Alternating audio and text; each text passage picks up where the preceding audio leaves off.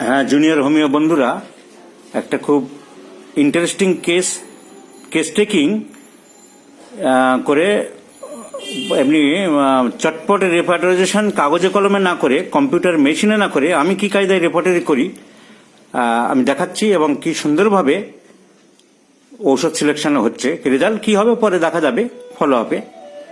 তো আমি কেসটা দেখাচ্ছি। এটা আমাদের এক ডাক্তার বন্ধুর কেস। তো আমি যেহেতু ডাক্তারও, ওর নাম দেখাবো না, ওর মুখও দেখাবো না। তো দেখো কেসটা, দেখো আমি লিখেছি আর ওর মুখ থেকে শোনাবো।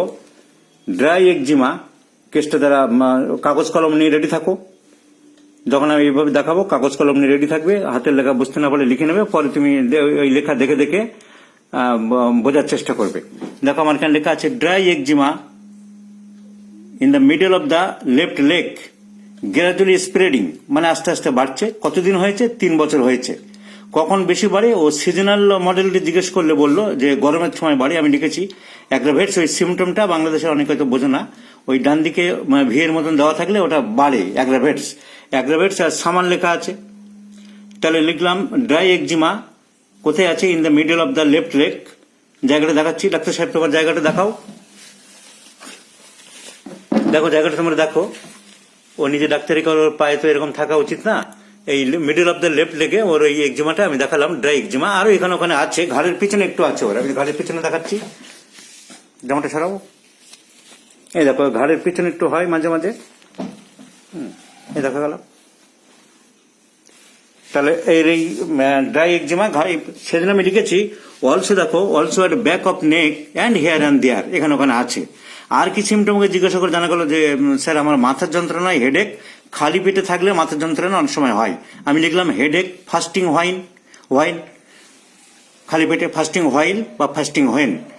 আর মুখে একটা গন্ধ হয় বলেছে। মাউথ ওডার অফেন্সিভ লিখেছি। পাস্ট হিস্ট্রিতে জিজ্ঞাসা করলে বলো আমার ছোটবেলায় চর্মরোগ হয়েছিল, মরম টলম কি দিয়ে সারিয়েছিল আর তো মনে নেই, আর পিঠে পড়ে গিয়েছিল, বার্ন ইন ব্যাক।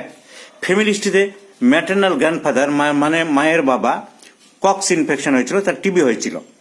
মানসিক লক্ষণের মধ্যে পেয়েছি, দেখো ওখানে ওর সেক্সুয়াল প্যাশন একটু ডিমিনিশড, ওর অত ডিজায়ার নেই, রাগ আছে, ইরিটেবল, হেড স্ট্রং, খুব জেদি, নিজে যা ভাববে বা বুঝবে অনেকে করতে চায়, যেটাকে রেপার্টরিতে বলা হয় ডিক্টেটোরিয়াল বা ডগম্যাটিক। আর একটু পরিষ্কার পরিচ্ছন্ন থাকে, prefers to lie neat and clean অবস্থায় থাকতে চাই। অ্যাভারিস, মানে টাকা পয়সা খুব একটা খরচ করতে চায় না। অ্যাভারিস কথার মানে হলো ধনলিপ্সা, অর্থের প্রতি লোভ থাকে। কিন্তু কৃপণ মাইজার যেটা, সেটা আলাদা কোনো রুব্রিক না থাকায় এটাই আমাদের ইন্টারপ্রিটেশন করে বা ক্রস রেফারেন্সে বেশি দেখা হয়। ধনলিপ্সা মানেটা কি? যেমন ধন থাক, আমি খরচ করব না, তাই ওটা দেখা হয়। আর সেন্টিমেন্টাল আছে। এইগুলো মোটামুটি ওর লেখা হলো। আর অন্যান্য জেনারেল সিমটমসের মধ্যে আমি লিখলাম গরম, heat, healing of wound, HW মানে হিলিং অফ উন্ড, লেট, তৎ করে ঘা পাঁচটা শুকায় না। হিট কোল্ড রিলেশন জিজ্ঞাসা করলাম, গরম বেশি না শীত বেশি? গরম। বার্নিং কোথাও নেই, ক্রস দিয়েছি। স্যালাইভেশন নেই। সোয়েট, ঘাম বেশি হয়, 3+ দিয়েছি। কিন্তু এখন ওর ঘামটা আগে ছিল না, এখন পায়ের তলায় খুব ঘামছে বেশি, এবং খুব গন্ধ হয় পায়ের তলার ঘাম। নাও ইন ফিট অ্যান্ড অফেন্সিভ, 3+ দিয়েছি। ক্লট টেক্স ইয়েলো স্টেন, ওই CTYS মানে ক্লট টেক্স ইয়েলো স্টেন, ঘামে একটা হলুদ দাগ হয়। চেঞ্জ অফ ওয়েদার অ্যাগ্রাভেটস, বিশেষ করে সর্দি কাশি লাগে বললেন না। আচ্ছা, সান ইট অ্যাগ্রাভেটস, রোদ সহ্য হয় না। লবণ খেতে খুব ভালোবাসে, ডিজায়ার ফর সল্ট, 3+। বিটার আগে খেত, এখন খুব একটা খায় না। গরম খাবার খুব বেশি ভালোবাসে। তুমি বলেছিলে না যে গরম, যত গরম হয় তত, হ্যাঁ, মানে রান্না করে নামবেই সেই খাবারটা পছন্দ। সেই গরমটা মানে হট। আমাদের এখানে লিখতে আমার ভুল হয়েছে, এখানে লিখতে হবে hot food as hot as possible, যতটা গরম সে খেতে পারে। তাহলে লিখলাম as hot as he can take, মানে অত্যন্ত গরম খেতে চাই। এ দেখো লিখলাম এক্ষুনি as hot as he can take. Bathing prefer, স্নান করতে ভালোবাসে। জল পিপাসা মিডিয়াম। খিদে মোটামুটি, যেগুলো মোটামুটি খুব কম নয় বেশি নয় নর্মাল, সেগুলো 1+ দিই। প্লাস স্লিপ সনোরাস, ঘুম ঠিক আছে কিন্তু নাক ডাকে, নাকে শব্দ হয়। স্টুল নর্মাল, পায়খানা লাগলে দেরি করতে পারে না, ক্যান নট লেট। এই ওর সিমটম। তাহলে এগুলো আমি দেখে মোটামুটি, আগে যেমন দিতাম কে কি ওষুধ বলছো ভাবো, ওতে সময় অনেক নষ্ট হয় হ্যাপাজার্ট হয়ে। তার থেকে আমি নিজেই ওষুধ সিলেকশন করে দিয়ে দিচ্ছি। দেখো আমিও কিছু কিছু গুরুত্ব দিলাম। আমি ওর সব সিমটম মেন গুরুত্ব দিলাম। এলিমিনেটিং সিমটম, যেটা মেন সিমটম মনে করি, যে পায়ের তলায় ঘাম হচ্ছে খুব, এবং খুব দুর্গন্ধ, আমি কি কি ওষুধ বের করলাম সব ফটোকপি দিয়ে দিচ্ছি।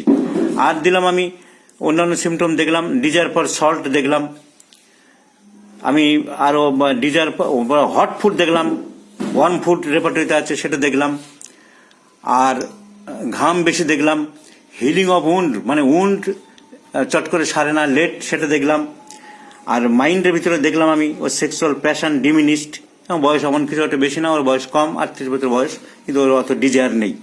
তাহলে ওটা আমি গুরুত্ব দিলাম। হেড স্ট্রং বা ডগমেটিক দিলাম, যে ও নিজে যা ডিসিশন নেবে, তুমি নিজে যেটা ডিসিশন নেবে সেটাই ফাইনাল মনে করো। হ্যাঁ, যে 10 জনের সাথে কথা বলতে পারো, কিন্তু যা ডিসিশন নেবে সেটাই ফাইনাল। সেটাই ফাইনাল। ওর মুখ থেকে একটু শোনাই, তাহলে তোমাদের বিশ্বাসযোগ্যতা আসবে সবার।